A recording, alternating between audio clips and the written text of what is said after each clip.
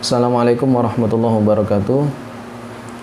Kembali lagi di channel kami.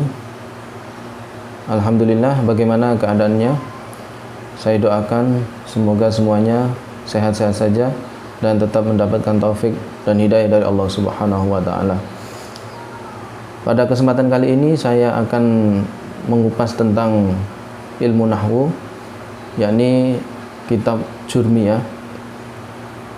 Karena sebenarnya ini untuk kalangan pribadi, untuk kalangan saya sendiri. Kebetulan saya punya anak didik yang saya ajari nahwu Jurmiyah, dan dia saya kasih tugas untuk menerangkan setiap pertemuan pelajaran. Maka dari itu, untuk mempermudah mereka untuk belajar, saya memberi panduan ataupun kasih sedikit pelajaran biar mereka lebih cepat mengerti. Oke, langsung saja. Untuk keterangannya sesuai dengan runtutan di kitab Jurmiyah, yakni pertama bab kalam dan seterusnya. Yang pertama saya ulas dulu adalah bab kalam. Jadi di dalam nahwu kitab Jurmiyah, ini permulaan babnya adalah bab kalam. Kalam adalah al-kalam huwa lafdu al-murakkabu al-mufidu bil wad'i.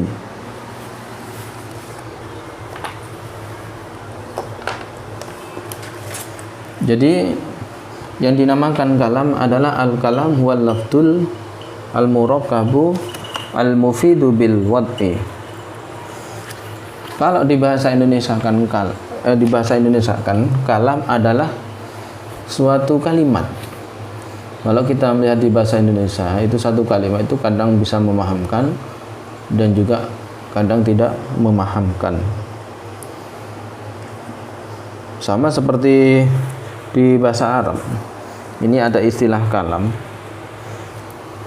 Jadi kalam adalah wal lafdu, lafaz yang murakkab, kemudian mufid dan wadha'. Jadi dari keempat ini, ketika sudah terpenuhi semua, suatu lafaz sudah disebut lafaz, kemudian murakkab, kemudian mufid dan wadha', maka lafaz tersebut dinamakan kalam.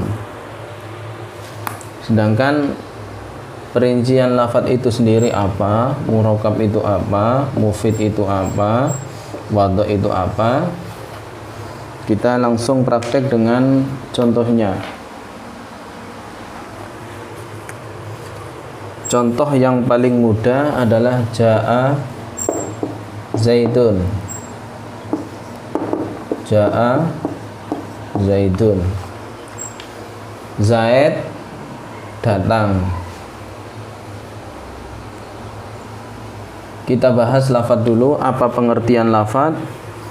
Huwa sautu al-lafdu huwa sautu al-mustamilu ala ba'dil hurufi al-hijaiyati ka Zaidun.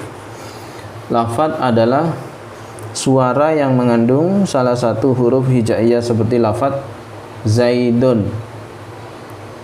Nah, kita ambil contoh. Saya hapus dulu. Zaidun.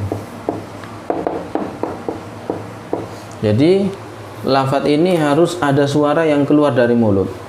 Kalau tidak ada suara yang keluar dari mulut, maka tidak dinamakan lafaz. Otomatis tidak memenuhi syarat kalam, syarat ucapan. Karena ucapan, namanya ucapan, harus dilafadzkan. Jadi semisal Zaidun ini lafaz. Kenapa? Karena sudah saya ucapkan Zaidun. Yang kedua, dari hurufnya memakai huruf hijaiyah, tidak memakai huruf Latin.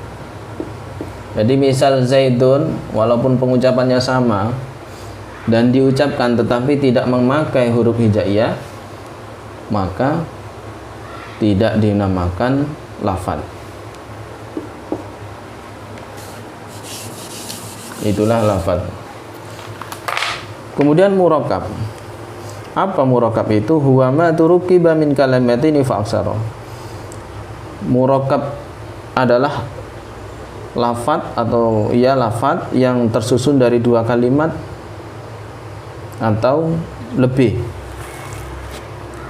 Lafad yang tersusun dari dua kalimat atau lebih. Ingat, saya menyebutkan kalimat ini jangan disangka kalimat seperti yang ada di bahasa Indonesia. Kalimat di dalam ilmu nahwu ini maksudnya satu kata, ya, kata. Sekali lagi, murakkab adalah lafaz yang tersusun dari dua kata minimal atau lebih, dua kalimat atau lebih.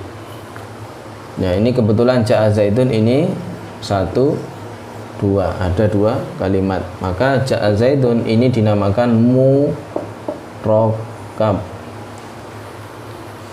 Ya. Kemudian yang ketiga mufid. Apa itu mufid? Wa ma afada faidatan yahsunu as-sukutu 'alaiha minal mutakallim awis sami kaqama Zaidun. Minal mutakallimi wasami kaqama Zaidun.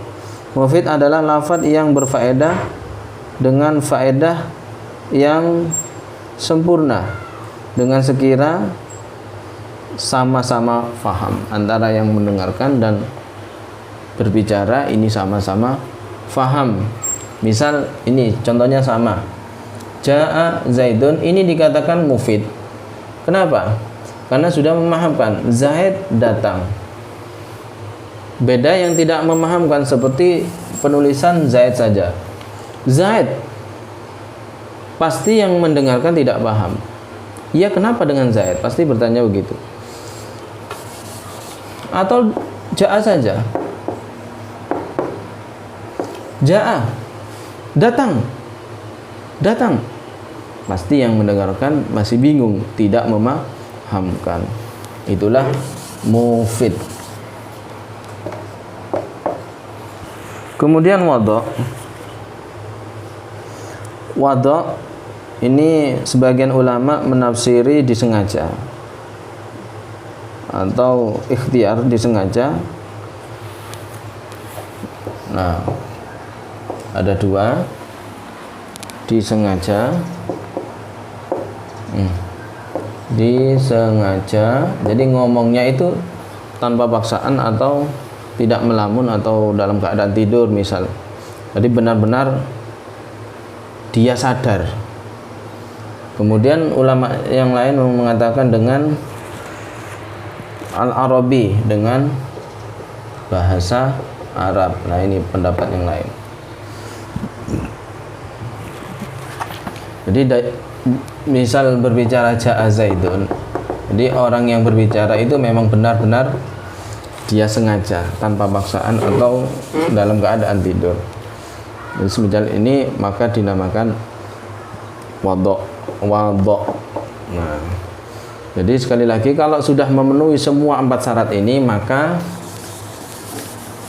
lafaz tersebut dikatakan kalam. Saya contohkan misal qoma Zaidun.